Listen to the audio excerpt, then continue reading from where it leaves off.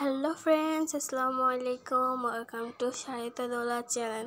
আজকে আমি আপনাদের সাথে শেয়ার করব ফুলকপি দিয়ে ডিম রেসিপি। তাহলে চলুন দেখে আসি কীভাবে রেসিপিটি তৈরি করলাম।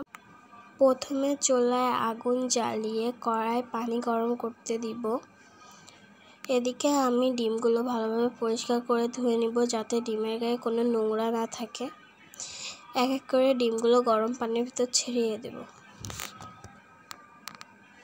ডিমগুলো সিদ্ধ হয়ে আসলে ঢেলে নিতে হবে।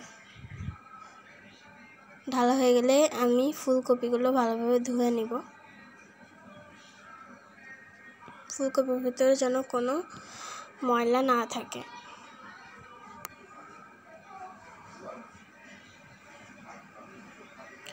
ফুলকপি ধোয়া হয়ে গেলে এদিকে আমি একটি মশলা বেটে নিব।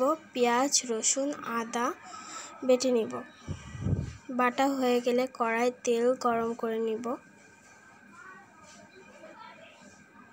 তেল গরম করা হয়ে গেলে এক এক করে ডিমগুলো ছেড়ে দিব। ডিম সামান্য লবণ দিয়ে ভাজতে হবে। ভাজা হয়ে গেলে তুলে নিয়ে সামান্য পরিমাণে হলুদের গুঁড়া দিয়ে ভালোভাবে মাখাতে হবে। মাখানো হয়ে গেলে এক সাইডে রেখে দেব। এবার কড়াই তেল গরম করে ফুলকপিগুলো ভালোভাবে ভেজে নিব।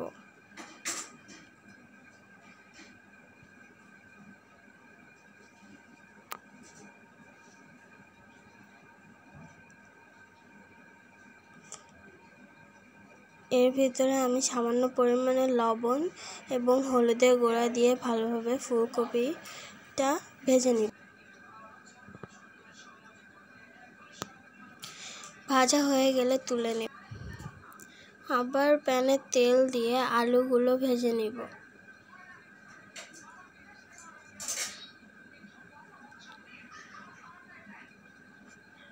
ছোট ছোট টুকরো করে আলুগুলো কেটে নিয়েছি। সামান্য পরিমাণ লবণ ও হলুদ দিয়ে ভালোভাবে আলুগুলো ভেজে নেব।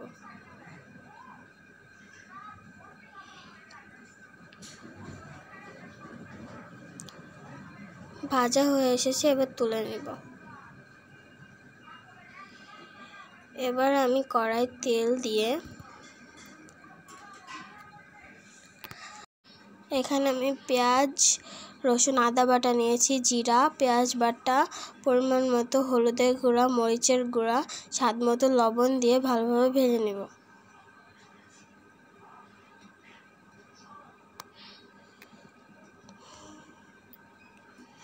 ফ্লেভার আনার জন্য কয়েকটা কাঁচা মরিচ দিয়ে দিব, দিয়ে ভালোভাবে নেড়ে নেব।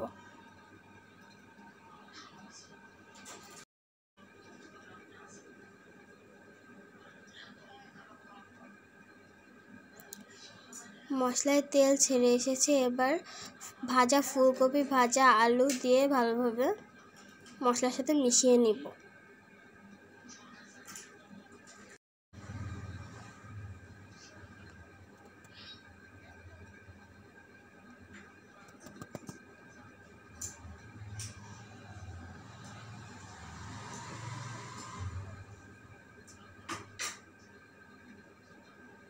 মেশানো হয়ে গেলে পরিমাণ মতো পানি দিয়ে দিব।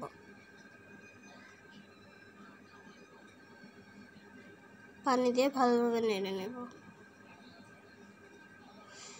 এবার ঢাকা দিয়ে দিব। দেখুন কত সুন্দর ভালোভাবে ফুটে এসেছে। এবার ভেজে রাখা ডিমগুলো দিয়ে দিব, দিয়ে ভালোভাবে নেড়ে চেড়ে নেব।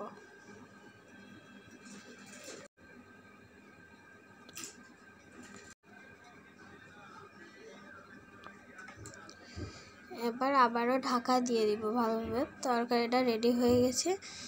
দেখুন কত সুন্দর কালার এসেছে। ধুমোর কারণে ভালোভাবে বোঝা যাচ্ছে না কালারটা।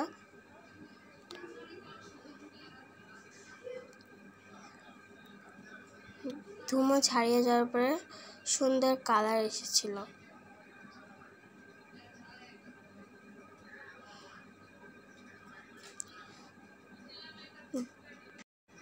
আপনাদের যদি এই রেসিপিটা যদি পছন্দ হয়ে থাকে তাহলে অবশ্যই লাইক, কমেন্ট, শেয়ার, সাবস্ক্রাইব করতে ভুলবেন না।